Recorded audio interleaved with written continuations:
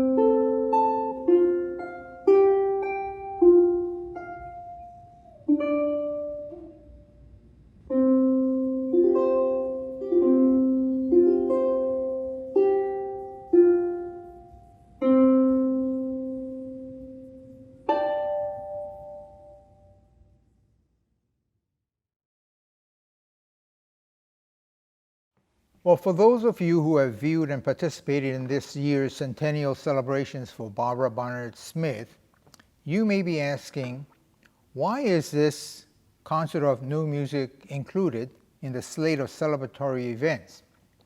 Well, briefly, and to explain, many years ago, there was a new music festival held on campus every summer. This was the brainchild of Marion Kerr, professor of piano at UH-Mānoa, and it became very well known internationally. In 1964, the festival embraced a then unique format called East-West, in which the musics and the composers from the so-called East would be presented along with compositions and composers from the so-called West. The West was, it was also decided that two outstanding composers would be featured at the festival. Well, for the West, John Cage was selected, very well known and controversial, which was good actually. But from the East, the festival chose a young composer who was receiving his first international recognition. The name of this composer was Toru Takemitsu, who would emerge as one of the most celebrated Japanese composers of the 20th century. Years later, I asked Marion Kerr, how did it come to be that she knew of this then unknown to Western audiences Japanese composer? And she quickly responded, oh, well, that's an easy one to answer. It was because of Barbara Smith, who had heard his music while doing research in Tokyo. She was very impressed by the music and what she felt was his potential. And so when she came back to Honolulu and we were planning this festival, she strongly recommended that we seriously consider him. And that's how it came to be. Now, Marion Kerr very well knew that Barbara Smith's interest in new music was not just happenstance.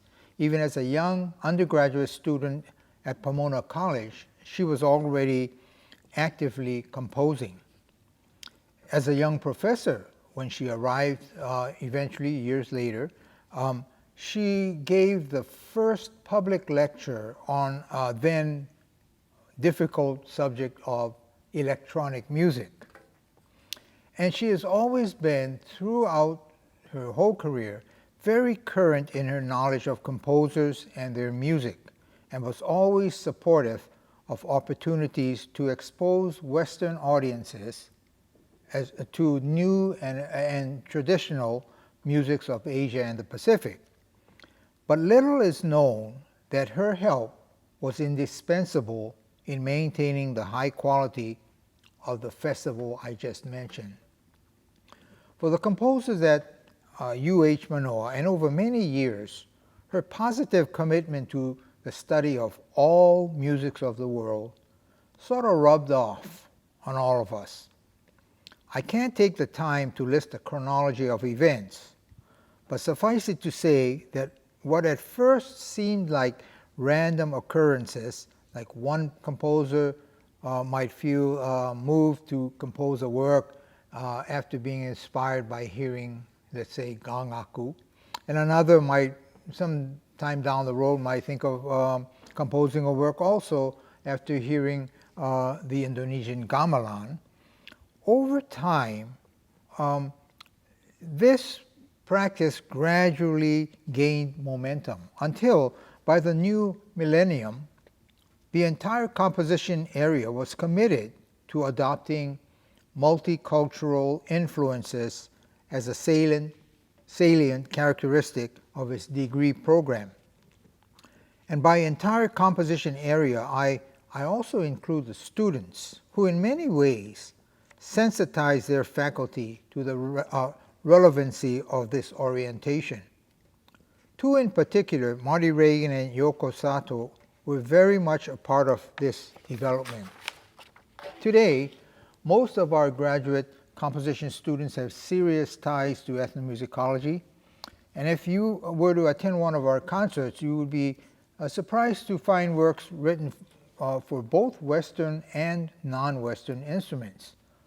I've been retired for 10 years now, and it's so gratifying to witness the enduring influence of Barbara Smith. Our composition faculty continues to engage professional performers from Japan, Korea, China in residence, giving concerts, workshops, and outreach programs in our state. So this is the answer to the question I initially posed of how the inspiring influence of Barbara Smith helped shape our composition program at UH-Mānoa. The best way I can think of putting this is that for the truly curious mind, there are no boundaries, no walls, no fences, no separation between disciplines. Instead, just an open world with endless possibilities for engagement and interaction. For me, this is her legacy. So tonight, I hope you will all listen to this concert with the same heightened sense of appreciation that we have for our beloved friend, teacher, colleague, and mentor. Thank you, Barbara, and happy birthday. Aloha! Shadows was originally composed for the Japanese traditional instruments, shakuhachi and shamisen. I'm now very privileged to present the cross-cultural version of the same work in honor of Dr. Smith's Centennial celebration. スミス先生、お誕生日本当におめでとうございます。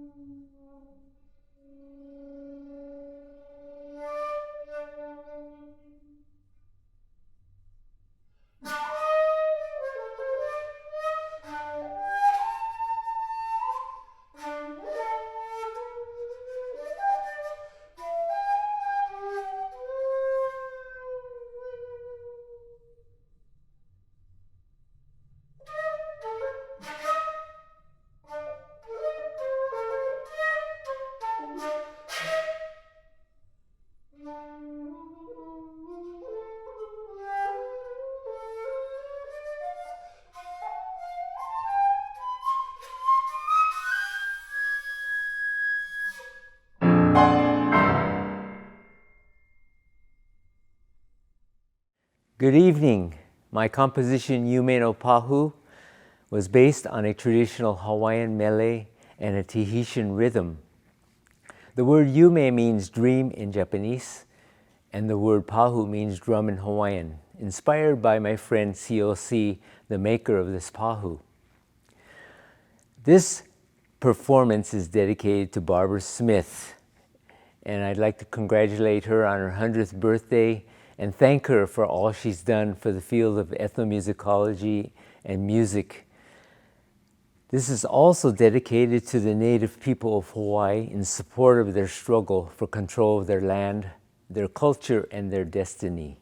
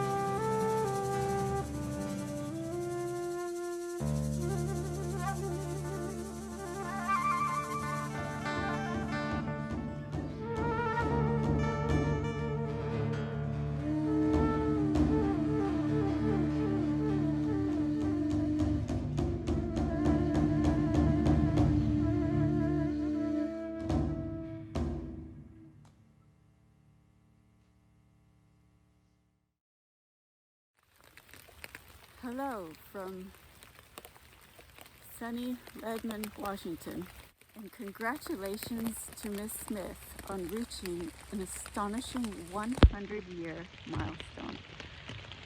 Ms. Smith, it was such an honor to have your wise and meticulous guidance with my master's paper so many decades ago in the age of typewriters. And it is also such an honor to be included in this concert. Thank you, Dr. Osborne and the Trimillos. Woodrose piece was written while I was studying with Dr. Neil Mackay, and it was inspired by the performances of the visiting artists of the Ensemble Niponia in 1979. It is meditative in mood, as is much shakuhachi traditional music. Yoroshiku onegaishimasu to Christopher Yohmei Blasdel for his performance today.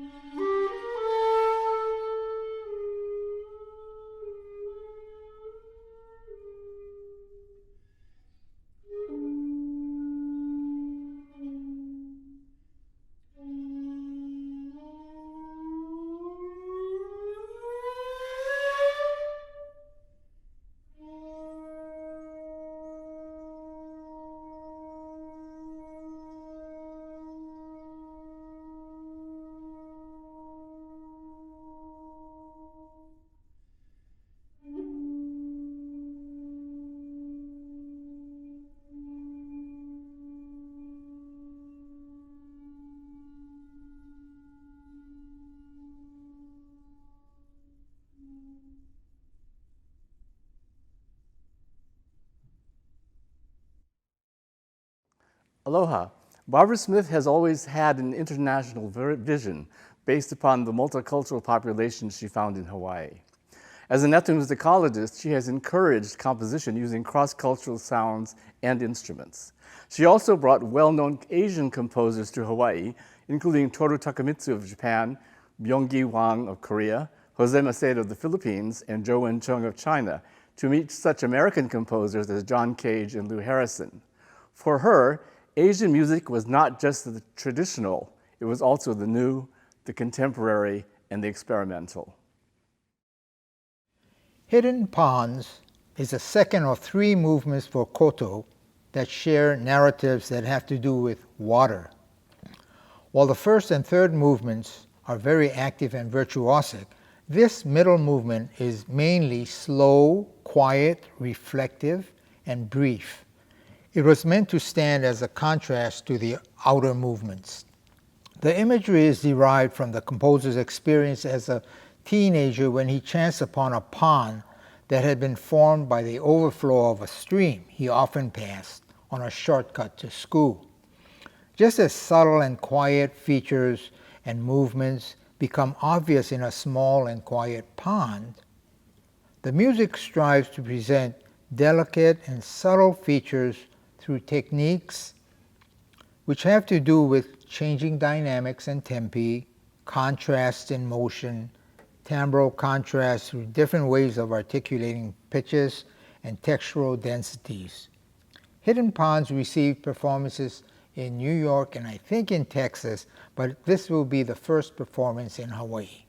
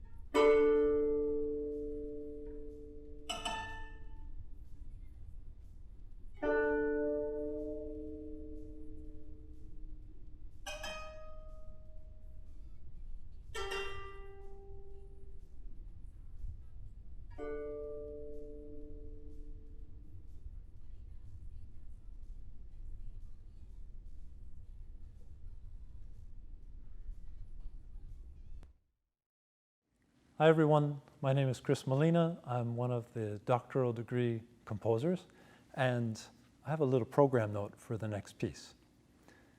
In uncertain times, it's worth remembering how a previous generation faced the terrors of the 20th century, famine, fascism, and World War, and not only lived to tell the tale, but went on to build great things. So it's an honor to compose in celebration of the 100th birthday of Dr. Barbara Smith, whose dedication to the University of Hawaii over the past 70 years has shaped our musical community, connecting us across the Pacific and around the world. As we now face a resurgence of fascism and ethno-nationalism, I found confidence and a strange comfort in returning to the recordings of Lotte Lenya, the German cabaret singer whose fearless and phlegmatic voice captured the ironic cool of Kurt Weill songs from 1920s Berlin. I imagine her cut-to-the-quick wit and icy sang-froid as we dance a mix of whimsical waltz and two-step with tongues in cheek, brushing aside all fear and threat with stoic nonchalance. In a word, hoppla. Quoted in this music is Kurt Weill's Der Song von Nein und Ja, also known as the Barbara Song, recorded by Lotte Lenya in New York in 1955. Hope you enjoy it.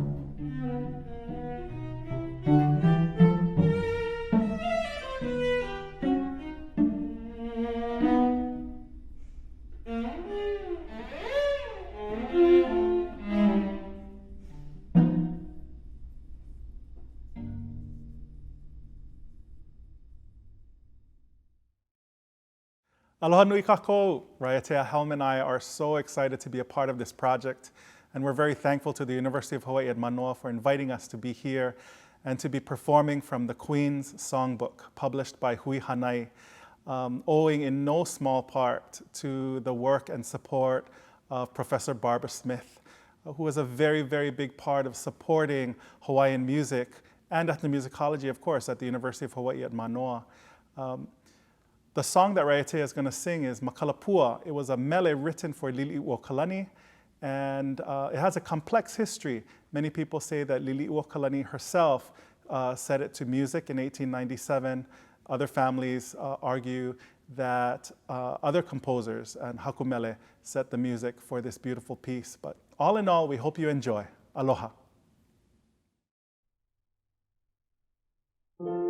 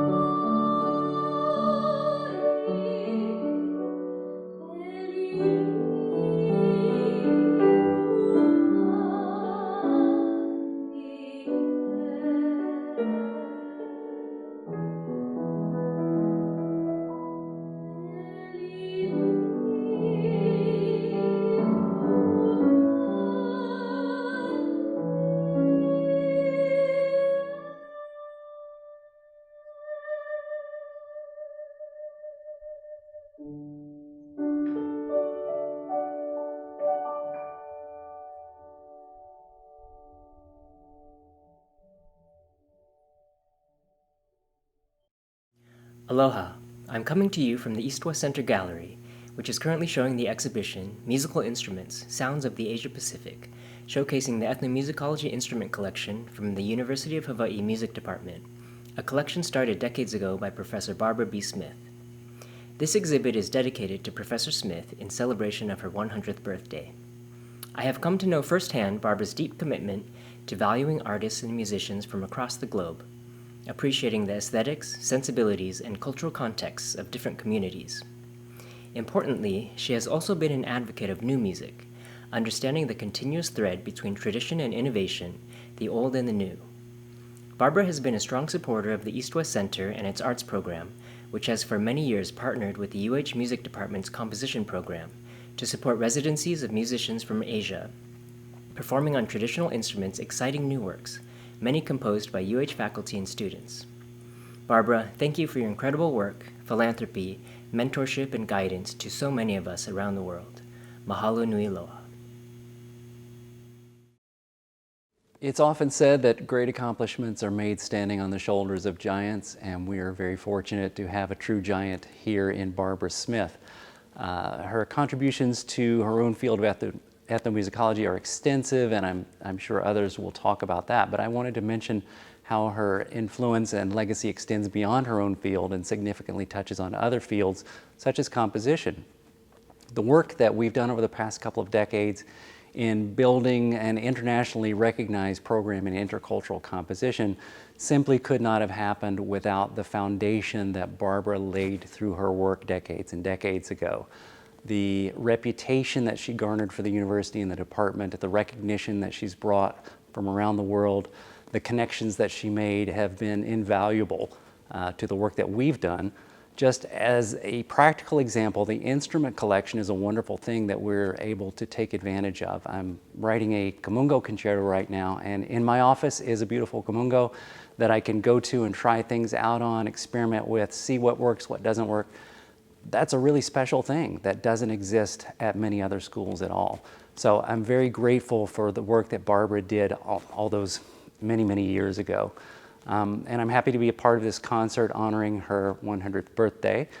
My contribution is modest. It is the middle movement of my cello piano duo Triple F, Falling, Floating, Flying. This is the floating movement, and as the name suggests, the music kind of drifts through a gentle, beautiful harmonic haze. I hope you'll enjoy it. Happy birthday, Barbara.